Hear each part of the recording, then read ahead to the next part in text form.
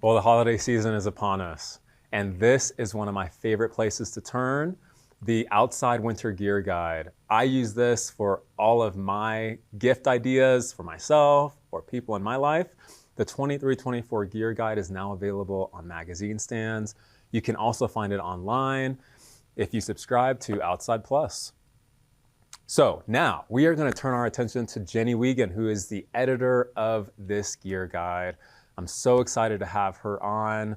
Welcome, Jenny. How are you? Hey Noah, I'm great. Thanks for having me. Yes, absolutely. It looks like you are not in the office right now. Where are you? No, I'm lucky to be out on snow today. We're in beautiful Vail, Colorado. I'm here with the Ski Magazine crew and some of the outside gear editors. We're getting a chance to hop on some 24, 25 skis. So not the skis that are out on racks this year, but we're already demoing product that's coming down the pike for next winter. Right. So the Winter Gear Guide coming out next year. That's extremely exciting. So is there anything else? Is there anything you can talk to us about that is brand new or coming I out can't that share you're any testing details. right now? Yeah, I can't share any details of things that we're getting on right now because obviously, we need to get on these skis for a few months before we write our reviews, and you can read about those in next year's winter gear guide. But some of the skis we're getting on this year are some of the perennial favorites that will be on shelves probably for the next few seasons to come. I should have known that answer. So let's get into what you can talk about. So we have this winter gear guide. There's so many things in here. What's the thing that what are a couple things that you are so stoked about that have come out? There's so much great stuff in there, but I think the big story this year for skiers across the board is the BOA boot technology. You're going to be seeing it all over the hills this winter, I think, and especially in retail stores for rental boots. It's that new BOA dial that replaces the bottom buckle on the ski boot. And yep, right there you can see an example. The Fisher RC4 Pro is a new alpine boot that did really well in testing for us. Our testers were really stoked with this new BOA technology that you see there on the dial on the lower shell.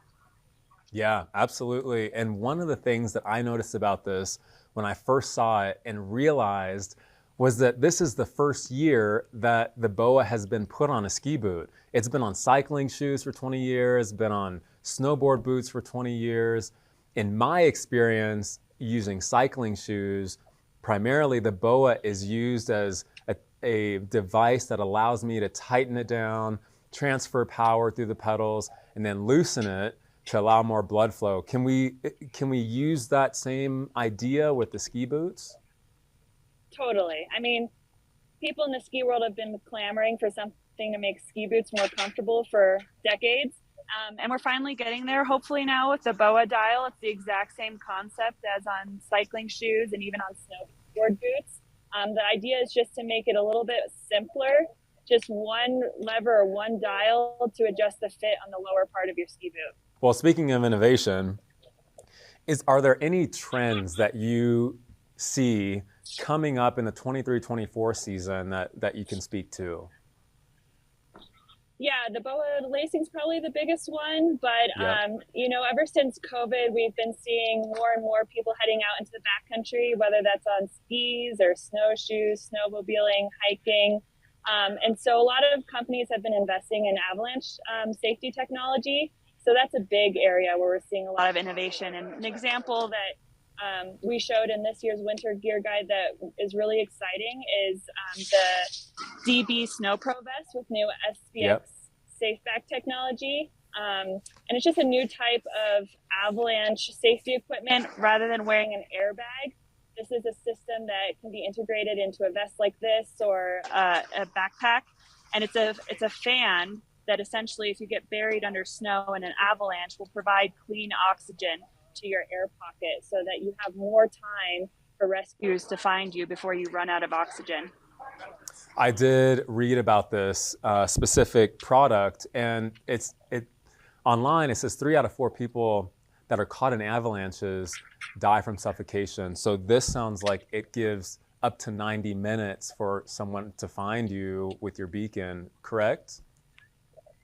I mean, we weren't able to test that because we're not going to send testers I knowingly hope into not. avalanche terrain and get them buried. So Right. we're going to take the company's word for it. But it is cool to think that, you know, airbag technology is great for preventing you from getting buried in the first place. But if you do get buried, there really isn't anything currently on the market to help you in that situation. So anything that can give you more time under snow is a great innovation. So this is really exciting to see. I love that. Real quick, anything else I should add to my wish list? I mean, the whole guide just is packed full of cool gadgets and cool outerwear. I'm really excited about the innovation we're seeing in a lot of the textiles for base Mm-hmm. layers and mid layers. As someone who spends a lot of time outside in the cold in the winter, I'm always looking for gear that I can rely on to keep me warm. And there's just so many great things happening with merino wool that's really versatile. So people can buy, you know, layers that they can use for winter that are now also crossover for high output activities outside in the snow or even when it starts warming up. So definitely give the mid layer and base layer section in that guide a glance if you're someone who spends as much time outside as we do. I definitely will. Well, I'm going to let you get back to your slopes. Hey, if you need any help at all testing the 24-25 season, holla at your boy. I'll be available. Give me a ring.